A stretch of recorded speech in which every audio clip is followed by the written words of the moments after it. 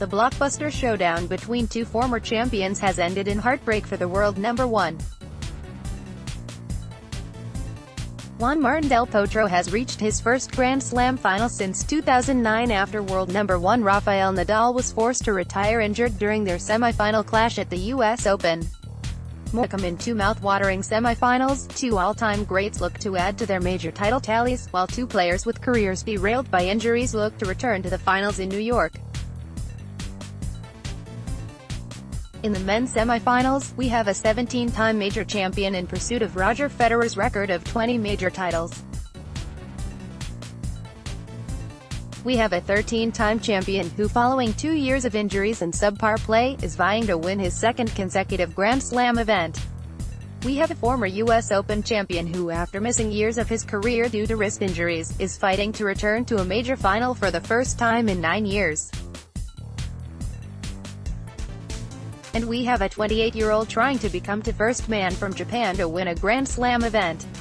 Rafael Nadal vs. Juan Martin del Potro. At the 2016 Rio Olympics, Del Potro defeated Nadal in a fantastic and emotional match, decided in the final set tiebreak. Juan Martin would go on to claim the silver medal, while Rafa went home without a medal at all. They've played 3 times since that heartbreaking loss for Nadal, with all 3 taking place at majors over the past year, and Nadal winning all 3 times. They met in this same round of last year's US Open, when Rafa dropped the first set but easily took the next 3. Del Potro was less than 100% in that match, having fought a virus earlier in the week, and coming off draining matches against Dominic Thiem and Roger Federer. They next met at Roland Garros earlier this year, with Nadal claiming a dominant victory in the semi-finals, dropping only 7 games. Their last match was at the last Grand Slam event, where they created one of the best matches of the year. In a near 5-hour Wimbledon quarterfinal, Nadal prevailed 6-4 in the 5th, in a match of astounding quality and drama. Overall, Rafa owns an 11-5 record against Juan Martin, with all 5 of Del Potro's victories coming on hard courts. The Argentinian should arrive at this semi-final much fresher than Nadal. In his last 3 matches, Rafa has spent 12 hours and 31 minutes on court.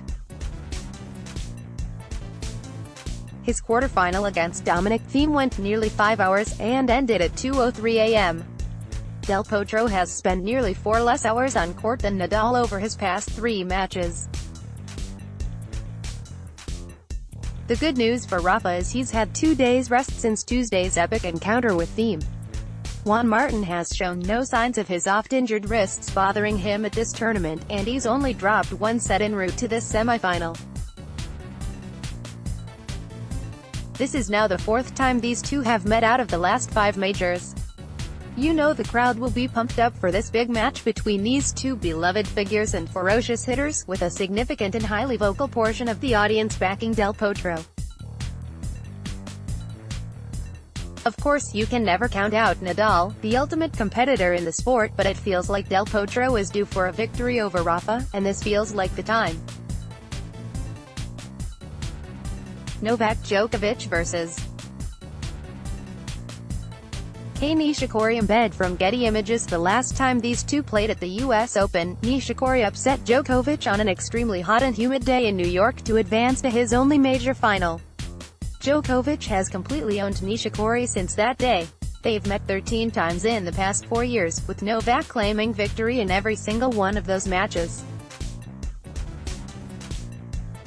Djokovic has struggled many times during this fortnight in severe heat similar to that of their match from 2014, but the forecast on Friday calls for much cooler conditions. That will be a big advantage for Novak. Also in his favor, Djokovic played his quarterfinal at night, a competitive match against John Millman, which he escaped in straight sets. Nishikori played a 5-set match against Marin Cilic that lasted over 4 hours during the hottest part of the day.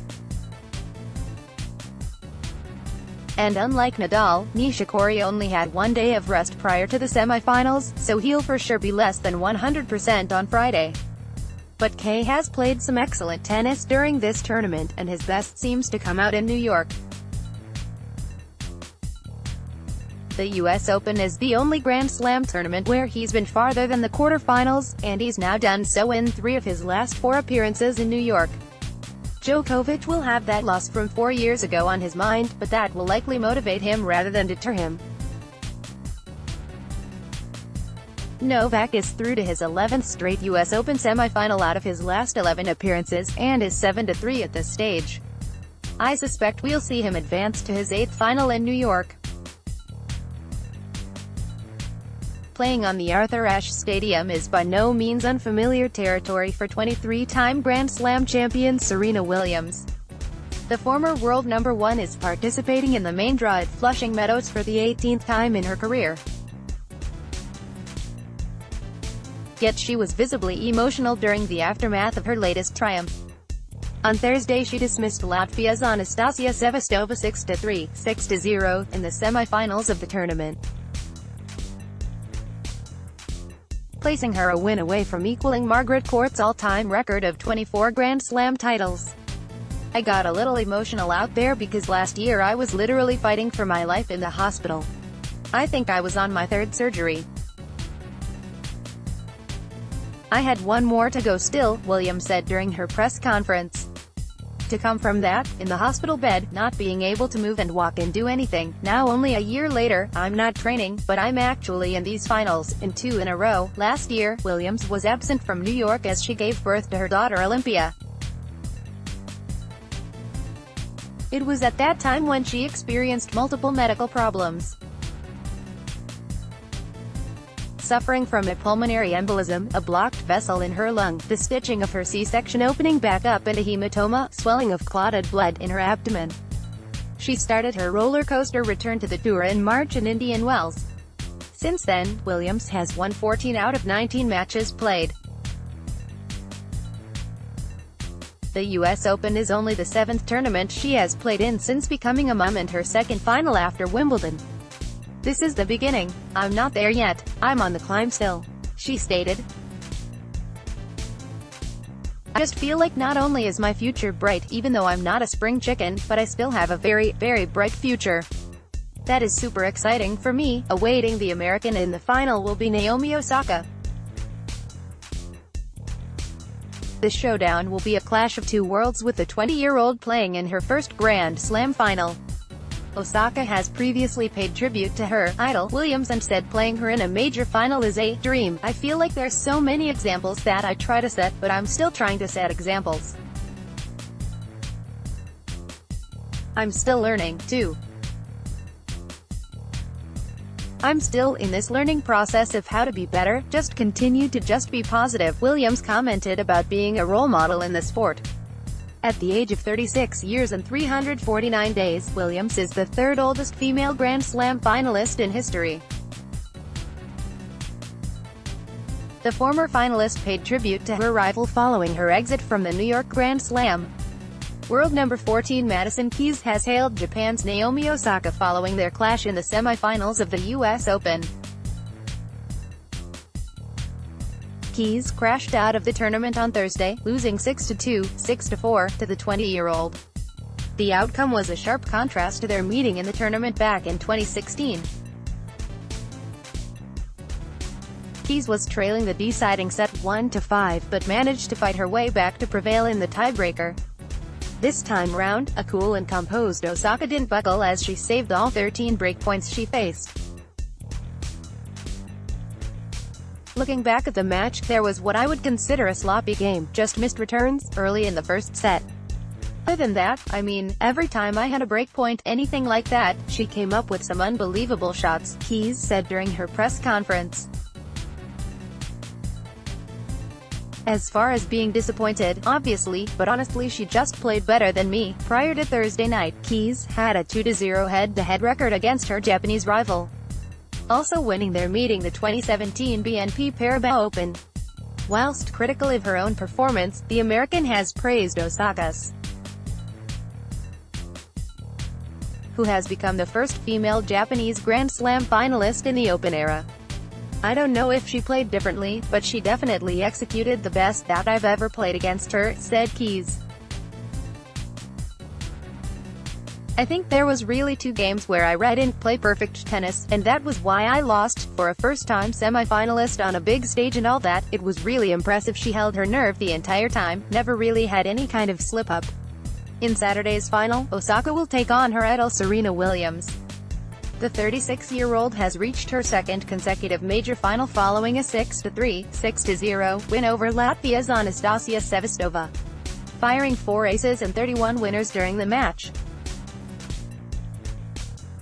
Looking ahead to the showdown between the two players, Keys believes Osaka has the game to challenge the 23-time Grand Slam champion. She defeated Williams earlier this year at the Miami Open, although it was only Williams' second tournament in her return from maternity leave. I think if she plays like she did tonight, she can definitely give Serena a run for her money. It will be a really good match. I'm for sure going to watch it, Keys commented about Osaka. Meanwhile, Osaka remains grounded about the prospect of winning her first major title at the age of 20, pledging to embrace the upcoming clash in Flushing Meadows. Serena is not a challenger. Of course I feel like I'm a challenger, she told Japanese media during her press conference. She's been in so many Grand Slam finals, she knows how it feels. I'm still really new, I think. For me, that's the fun part. I think I'm going to really embrace the moment, and I'm going to play at least to the best of my abilities. So far in the tournament, Williams has only dropped 1 set. That was against Estonia's Kaia Kanepi in the 4th round. The same applies to Osaka, who lost a set at the same stage of the tournament to Aryna Sabalenka. The Women's US Open final is set to get underway at 1600 local time, 2100 Greenwich Mean Time, on Saturday.